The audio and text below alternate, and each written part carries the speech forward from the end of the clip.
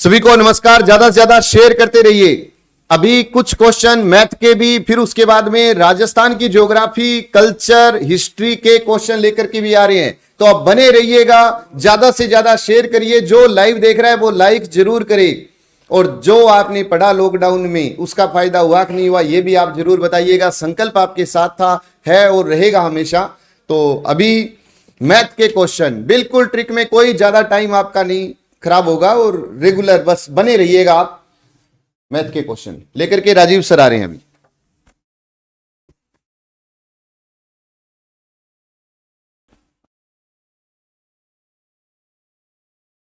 हाँ जी, सभी को नमस्कार।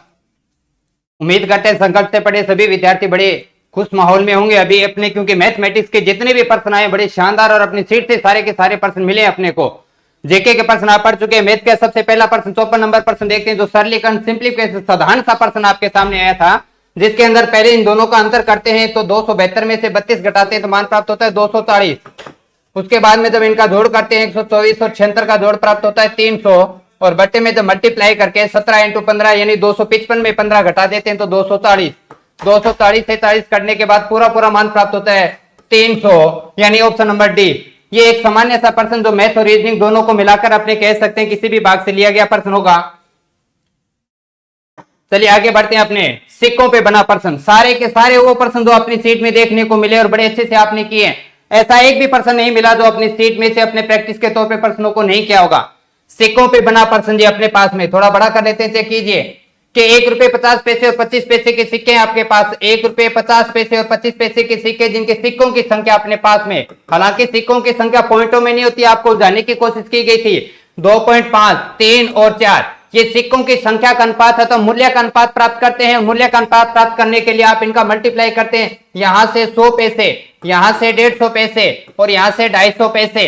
पैसों का जब अनुपात बनाते हैं तो मूल्य का अनुपात प्राप्त होता है अपने को 50 के पाड़े से काटने के बाद 5, 3 और 2, यानी आपको सिर्फ और सिर्फ 420 रुपए जो है वो 420 रुपए है वो इस अनुपात में बांटना था। 5, 3, 8, 2 के अनुपात में जब बांटते हैं तो 420 में आप भाग देते हैं 10 का और गुणा करते हैं 3 से, जिससे आपसे पूछा गया था 50 पैसे के सिक्कों की संख्या कितनी है। लेकिन पहले हम सिक्कों का मूल्य बताते हैं, तो मान प्राप्त होता है कि 126 रुपए प्राप्त हुए हैं।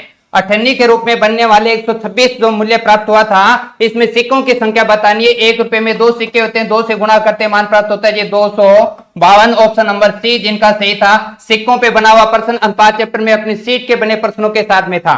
उसके बाद में अगला प्रश्न आता है बेलनाकार 3D के अंदर बना प्रश्न अपने पास में। एक बेलन की त्रिज्या 4 सेंटीमीटर है। एक बेलन आपके पास में जिसकी त्रिज्या 4 सेंटीमीटर है, इसके अंदर एक गोला डालते हैं आप। इसके अंदर एक गोला डालते हैं जिस गोले की त्रिज्या है 3 सेंटीमीटर। इसके अंदर एक गोला डालते हैं जिसकी त्रिज्या है 3 सेंटीमीटर। जैसे ही आप गोला डालेंगे पानी का स्तर बढ़ेगा।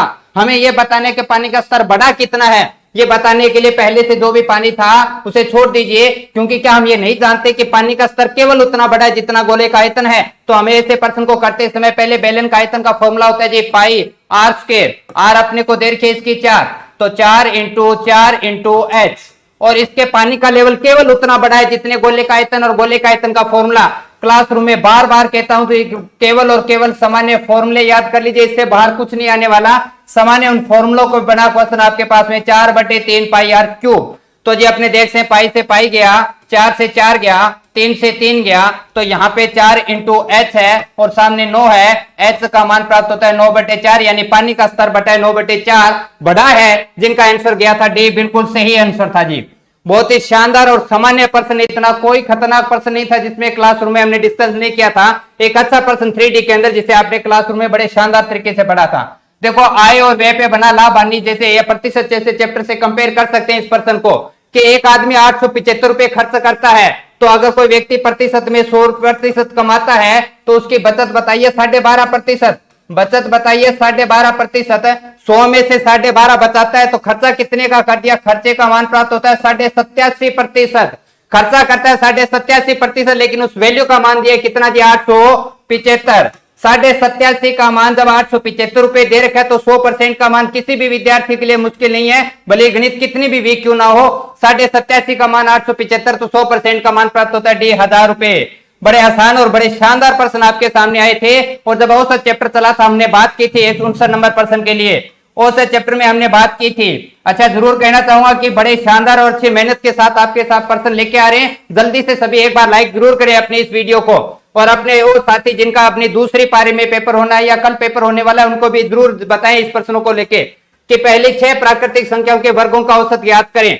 वर्गों का औसत बताने का योग का फॉर्मूला नहीं लिखना, हमें औसत का लिखना होता है। वर्ग संख्याओं का औसत बताने के लिए ये फॉर्मूला लिख रहा हूं मैं योग का 2n+1/6। ऐसा करते हैं तो वर्ग संख्याओं का योग निकालने का फॉर्मूला अगर आप चेक करोगे तो क्रमांक नंबर भी आपको अपनी सीट में मिल जाएगा जो क्लासरूम में आपने डिस्कस किया था। इस पे आपसे औसत पूछा, जब औसत बताते हैं तो योगफल वाले फॉर्मूले लिखते हैं और उसमें से n को हटा देते हैं तो आपका औसत का फॉर्मूला प्राप्त होता है। और n होता है अपने पास में क्या, पदों की संख्या। ये प्रश्न था वो कुछ इस प्रकार से था, 1 का स्क्वायर, 2 का स्क्वायर, 3 का स्क्वायर, 4 का स्क्वायर, 5 का स्क्वायर और 6 के स्क्वायर का इनका औसत निकालना था अपने को। तो n होता है 6 और 1 7, फिर 6 2 12 और 1 13 बटे में 6 और अपने पास में 91/6 यानी मान प्राप्त होता है लगभग 15 पॉइंट है। 1 6 क्वेश्चन नंबर 59 आपके सामने। जल्दी से जल्दी लाइक जरूर करें, और अपने अभी भी साथियों की संख्या थोड़ी कम रह रही है, जल्दी लेके आए जिनके कल पेपर होने वाला है या शाम को पेपर होने वाला है। ऐसे ही प्रश्न दोबारा फिर आने वाले हैं और आज के अगर इन प्रश्नों को मिस किया तो हो सकता है आपका होने वाला पेपर कहीं ना कहीं कमी रह जाए। और अंतिम क्षणों में मिलने वाले इन प्रश्नों को जरूर देखिए क्योंकि ये वही प्रश्न है जो हमने क्लासरूम में डिस्कस किए थे।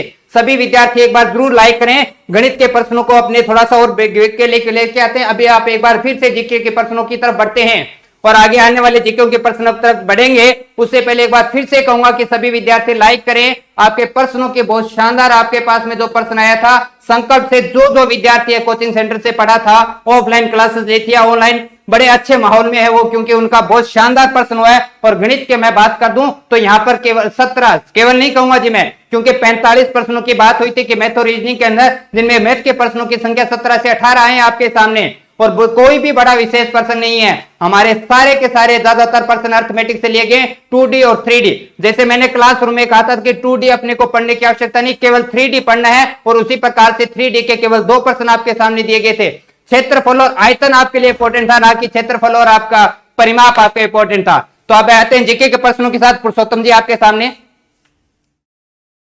जैसे कि बात हुई थी कि 45 प्रश्नों में से, टोटल मैथ और रीजनिंग के 45 प्रश्नों में से 17 से 18 प्रश्न अपने मैथमेटिक्स के आए हैं। बड़े अलग से सोचने वाली बात जो आपके पास रहेगी वो ये है कि 2 प्रश्न ऐसे हैं जो आपके सिलेबस में कहीं जिक्र नहीं किया गया था, और वो 2 प्रश्न आए आपके पास सरलीकरण यानी सिंप्लीफिकेशन टॉपिक से लेके। बस ये कोई बहुत ही सामान्य यानी बड़ा रूप में नहीं आया आपके पास में, जिसमें आपको यूं लगे कि शायद इन प्रश्नों को हम नहीं कर पाएंगे। पर आगे होने वाले पेपर के लिए हम बताना चाहेंगे कि 2 प्रश्न ऐसे जरूर आए जो आपके सिलेबस में नहीं थे। सरलीकरण सिंप्लीफिकेशन टॉपिक से लिया गया था। चक्रवर्ती ब्याज पे 1 प्रश्न, सरल ब्याज पे भी 1 प्रश्न, सामान्य, दोनों एक ही टाइप के प्रश्न आए आपके सामने। देखिए कि चक्रवर्ती ब्याज पे निश्चित धनराशि n वर्षों में दुगना हो जाती है तो 4 गुना कितने सालों में होगी? n वर्षों में दुगना तो 4 गुना कितने साल में? तो हम ये कहते हैं कि जब दुगना धन होता है हमारे n वर्ष में, दुगना धन होता है जब हमारे n वर्ष में, तो 4 गुना धन चक्रवर्ती ब्याज से कितने समय में होगा ये बताना जी अपने। और क्लासरूम में बड़े अच्छे से हमने जिक्र किया था कि जब ऐसा प्रश्न आता है, दोनों मिश्र धन हमेशा किसी एक घात का मान होता है। तो पहले जो घात रूप लिखते 2 की पावर 1, दूसरा मिश्र धन है 2 की पावर 2।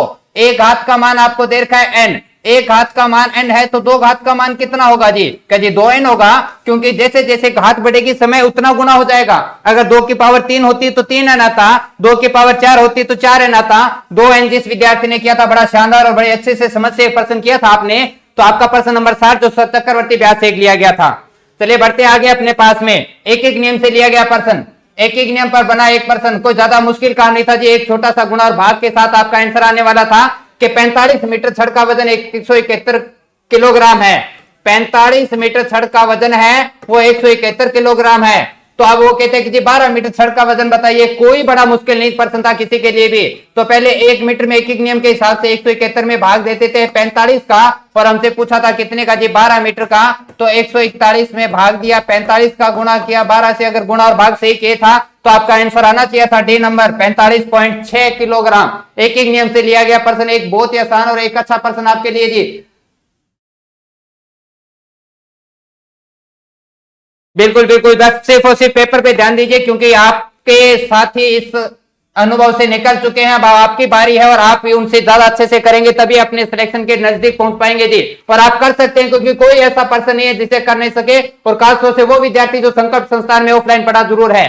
कि साधारण ब्याज एक निश्चित धनराशि 20 वर्ष में तिगुना, जो चक्रवर्ती ब्याज में वैसा ही पर्सन सरल ब्याज में, जो वो कहता है कि 20 साल में होता है कितना गुना जी, 3 गुना, 20 साल में 3 गुना होता है, वो कहता है दर वही रखनी है, तो बताइए 2 गुना कितने साल में होगा जी। कोई बड़ा पर्सन नहीं है जी। हमें इतना सा ध्यान रखना है कि जब ऐसा पर्सन चक्रवर्ती ब्याज पे आए तो मिश्रधन की तरफ ध्यान देना है, और सरल ब्याज पे बनाए तो ब्याज पे ध्यान देना है। 3 गुना हमारा मिश्रधन है, 1 रुपया अगर आप देते हो तो 3 रुपये हो जाते हैं, ब्याज कितना होता है जी 2 रुपए, और 1 रुपया देते हैं, जब धन 2 गुना हो जाता है तो ब्याज कितना होता है जी 1, और बात खत्म हुई जी।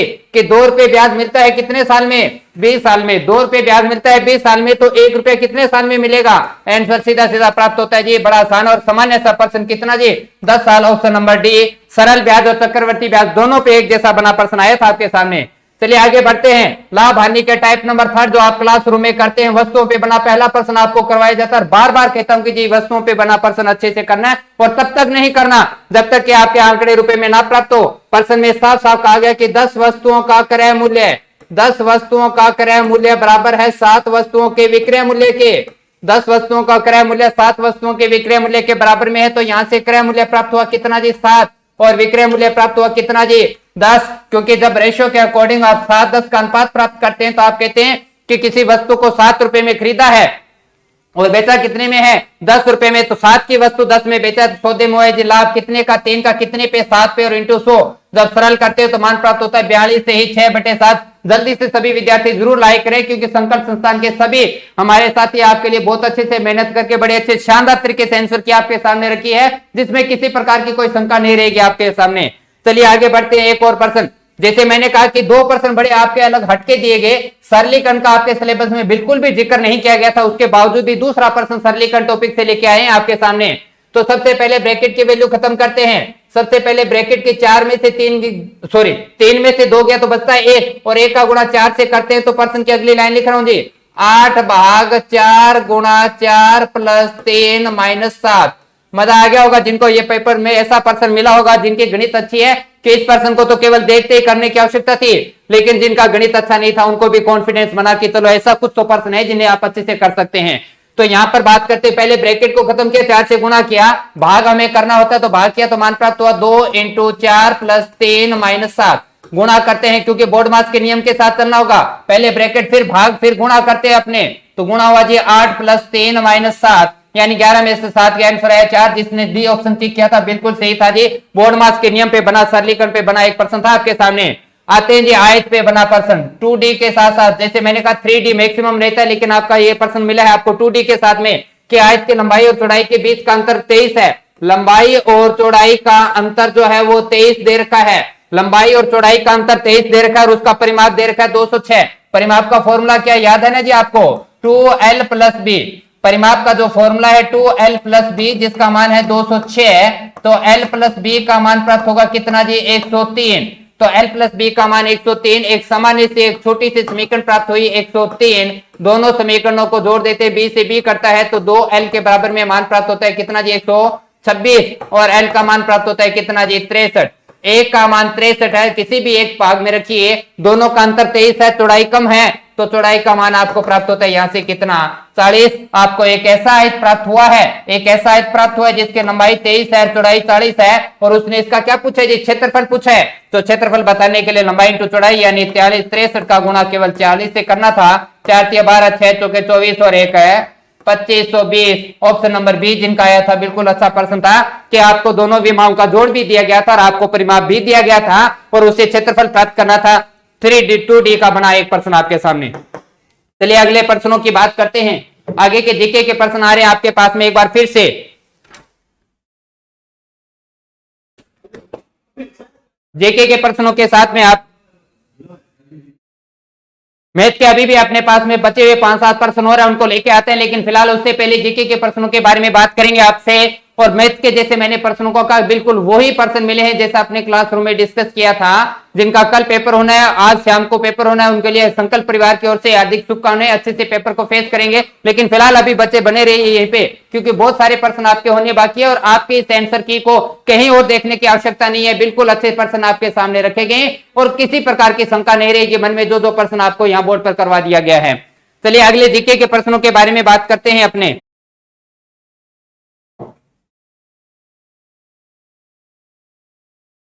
छूट पे बना प्रश्न अगर मैं बात करूं कि आपके आज के इस पेपर के अंदर कैलकुलेशन में सबसे जो मुश्किल और बड़ा प्रश्न आया वो आपके सामने ये रहा था कि इसके अंदर छूट देके अपने को एक 12% की छूट देते हैं। तो आपको इस प्रश्न के अंदर जैसे अपने बात करें कि अंकित मूल्य के बारे में कोई जानकारी नहीं, 12% की छूट दी गई है जिससे आपको बेचने का मूल्य प्राप्त हुआ वह 13,560 रुपए है और किसी वस्तु को कितने में खरीदा नहीं बताया गया, लेकिन उस पर 21.8% का लाभ है। 21.8% का लाभ है। जब यहां से आप अपने 100% की वैल्यू प्राप्त करते हैं तो क्रय मूल्य और यहां से 100 की प्राप्त करते हैं तो अंकित मूल्य है और सीधा अंकित मूल्य पे आपको बताना था कितना प्रतिशत का लाभ। मैं सीधे आंसर पे टिक करूंगा 38.4 आपके पास में पहला प्रश्न जो बट्टे के साथ दिया गया था। समय के साथ चलेंगे अपने और दिया गया नेक्स्ट प्रश्न एक बार फिर से लाभ हानि प्रश्न के साथ अपने पास में लाभ हानि का प्रश्न बिल्कुल वही बात जो अपने सेकंड लास्ट टाइप का प्रश्न करते हैं और इसमें कहते हैं कि अगर किसी रेट को कम कर दिया ज्यादा कर दिया तो क्या फर्क पड़ेगा। तो अपने ऐसे प्रश्न में कितना मूल्य वो लेके चलते हैं। 10 रुपए की बात हो रही थी तो 10 रुपए का अगर अपने कहें कि 20% की कटौती कर दी जाती है तो 10 का 20% पहले वैल्यू प्राप्त करें तो मान प्राप्त होता है 2 रुपए।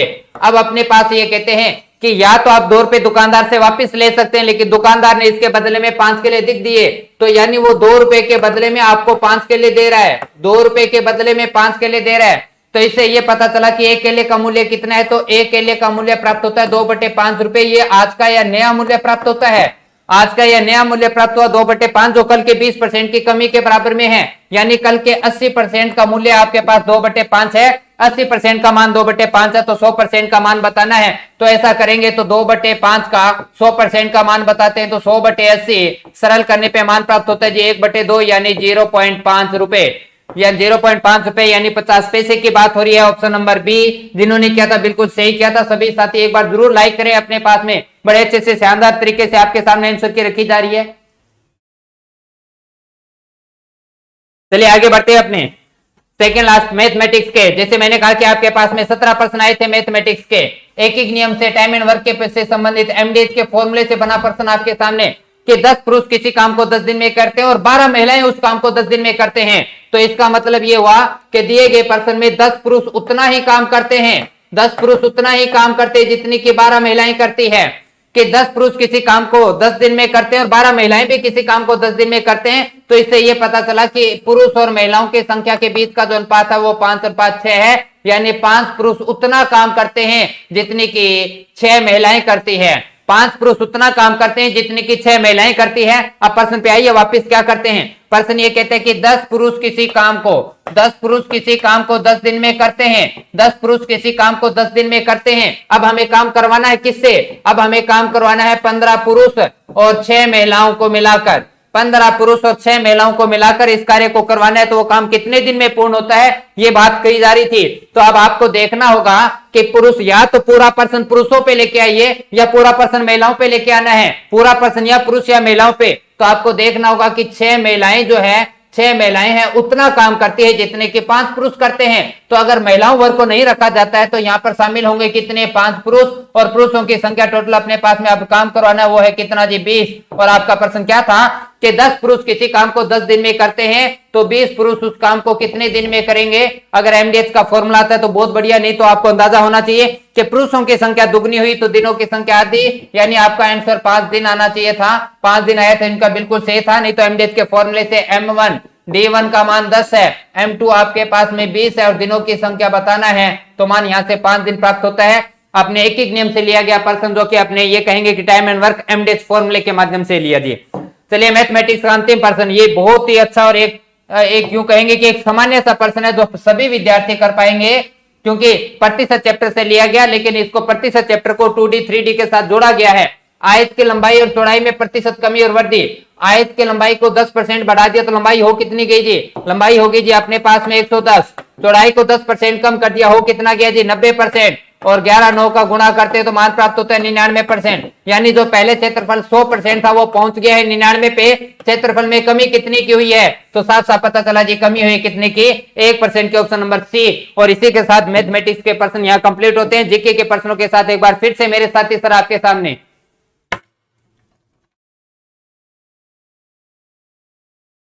जल्दी से जल्दी इस वीडियो को शेयर करें और लाइक जरूर करें जी अपने पास में। जीके के प्रश्नों के साथ एक बार फिर से